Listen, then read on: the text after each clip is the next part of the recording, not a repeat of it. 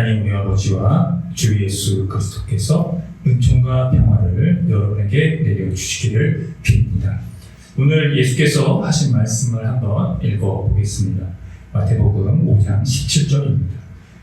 내가 율법이나 선지자를 폐하러 온 줄로 생각하지 말라. 폐하러 온 것이 아니요 완전하게 하려 함이라. 이 말씀은 이스라엘 역사와 전통 전체가 지향하던 실체입니다. 즉 이스라엘은 율법을 위한 민족이라 해도 과언이 아닐 정도로 율법은 그들이 하나님의 백성으로 가졌던 자부심이자 정체성이기 때문입니다. 그런데 말입니다. 그들은 예수님의 이 말씀을 그때 당시에 크게 오해했습니다. 예수님은 율법의 근원적인 의미에 대해 완전을 말씀하신 것이지 율법 하나하나를 지키는 그 행위 자체를 말씀하신 것이 아닙니다. 심각한 문제는 오늘날 이 그리스도인들도 이 부분을 그들처럼 오해한다는 점입니다. 사실 이방인인 우리 그리스도인들은 율법에 대해 자세히 모릅니다. 율법 전체를 교육받은 적도 없습니다. 그래서 지키지도 않습니다. 율법 전체를 지키지 않는다는 말입니다. 율법 준수에 대한 여부는 그래서 대부분 선택적으로 지켜지고 있는 것이거나 강조되고 있는 것들입니다. 예를 들면 실조와 돼지를 먹는 것에 대한 것입니다. 한국교회는 11조에 대해 엄청나게 강조해 왔습니다. 마치 그것이 기독교 신앙의 핵심 가치인 듯 말이죠. 그런데 이상합니다. 구약에서 금지하는 돼지는 먹는다는 것이죠. 11조는 여전히 강조하며 율법을 강화하면서도 돼지를 아무런 의식 없이 먹으면서 율법을 축소한다는 것입니다. 이런 모순적인 것에서 율법 준수를 운운한다는 것이 앞뒤가 전혀 맞지 않습니다. 예수께서 오늘 그러면 완전하게 하신다는 그 율법과 선지자들의 말의 근원적 의미는 무엇일까요? 오늘 설교 본문을 통해 그 의미를 찬찬히 상고해 보도록 하겠습니다. 오늘 이사야 설교 본문은 유배에서 곧게 땅으로 돌아오게 되었지만 여전히 타락하는 이스라엘의 죄를 알리는 내용입니다. 그들의 상황을 2절에서 밝히고 있는데요. 함께 읽어보겠습니다. 그들이 날마다 나를 찾아 나의 길 알기를 즐거워하니 마치 공의를 행하여 그의 하나님의 규례를 저버리지 아니하는 나라 같아서 의로운 판단을 내게 구하며 하나님과 가까이 하기를 즐거워하는도다.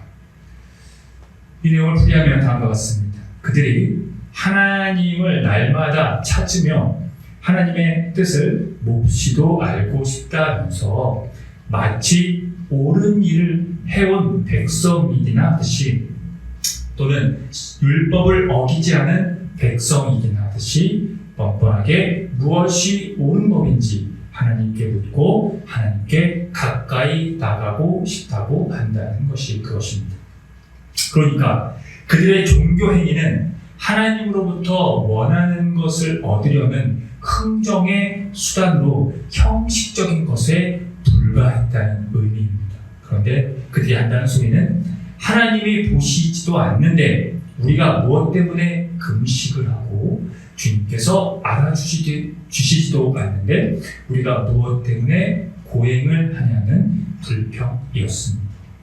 그들의 행위가 표면적으로 하나님을 열심히 섬기는 듯한 모습처럼 보입니다만 결정적으로 그들은 공의롭지 못했다고 하는 것을 이사야가 지적합니다. 실상은 착취와 불의로 가득했기 때문입니다. 금식일에 금식한다고는 하지만 향락을 즐기며 이웃을 압제하고 고용주들은 노동자들에게 힘겨운 일을 시키며 사역을 채웠습니다. 이사야는 아주 날카롭게 이스라엘의 이 불순한 종교 행위를 고발합니다. 5절의 말씀을 읽어보겠습니다.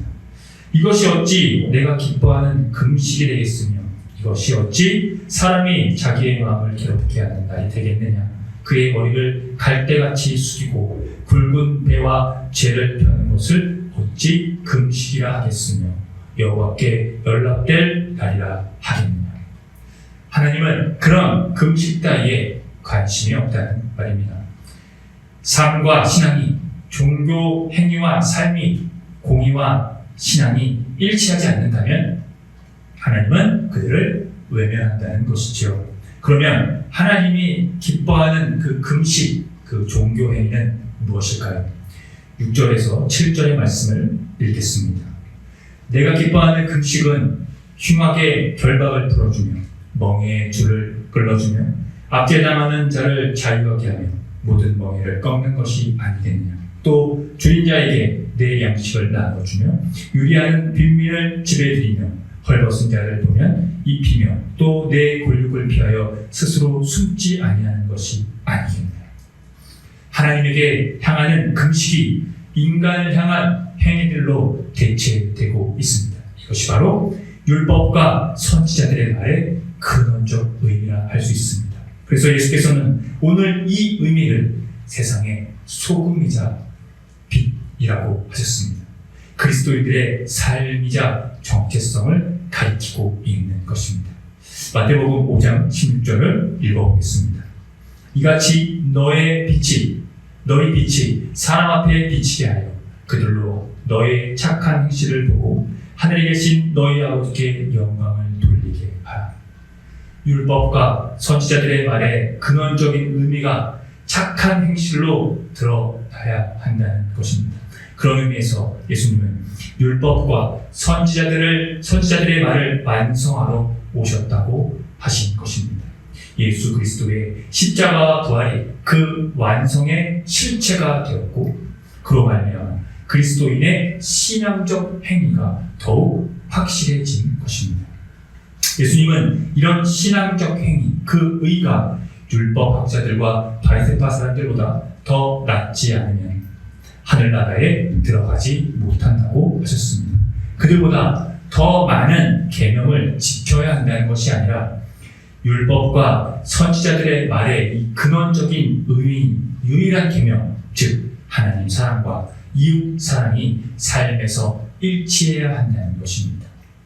베드로 사도 바울은 예수 그리스도 곧 십자가에 달리신 그분밖에는 아무것도 알지 않기로 작정했다고 했습니다. 문자적으로 보면 매우 극단적인 말이기도 하지요. 그러나 바울은 그리스도의 십자가에서 하나님의 능력을 경험했기에 이 말을 할 수 있었습니다. 그래서 믿음은 사람의 지혜에 바탕을 두는 것이 아니라 하나님의 능력에 바탕을 둔다는 것을 설파했습니다. 여기서 믿음이 사람의 지혜에 있지 않다는 말에 주목하십시오. 인간은 사람의 지혜, 즉 세속의 가치에 길들여져 있습니다. 착취하고 불의한 것에 현혹되기 십상이라는 겁니다.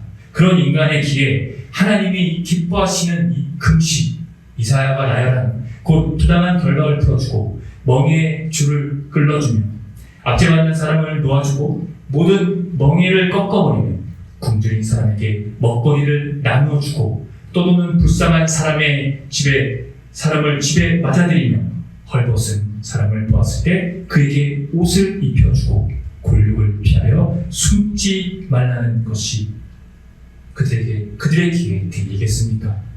지혜를 사람의 지혜에서만 확인한 사람은 예수 그리스도의 십자가가 하나님의 지혜와 능력이라는 사실을 설파한 이 바울의 이 신학적인 이 이야기를 절대로 깨닫지 못할 것입니다. 만일 알았다면 영광의 주님을 십자가에 못 박지 않았겠지요. 사랑하는 성도 여러분, 예수 그리스도의 십자가로 말미암아 율법과 선지자들의 말이 완성되었다는 사실에서 하나님의 능력과 지혜를 의지하여 하나님이 기뻐하시는 금식을 실행해 나가면서 그것을 여러분의 삶에 실천하면서 세상의 소금과 빛이 되십시오. 사회적 가치 실현, 공공의 이익, 인권, 더 나아가 동물권까지 교회 내부에만 머물지 말고 외부에서 하나님 사람과 이웃 사람이 일치하도록 그것을 확장해 나가십시오. 그리하면 여러분의 빛이 새벽 햇살처럼 비칠 것이며 여러분의 상처가 빨리 아물게 될 것이고 여러분의 의를 드러내실 분이 여러분보다 앞에 가실 것이며 주님의 영광이 뒤에서 여러분을 호위할 것입니다. 그때 여러분이 주님을 부르면 기꺼이 주님께서 내가 여기에 있다고 응답하실 것입니다. 아멘. 함께 기도합니다.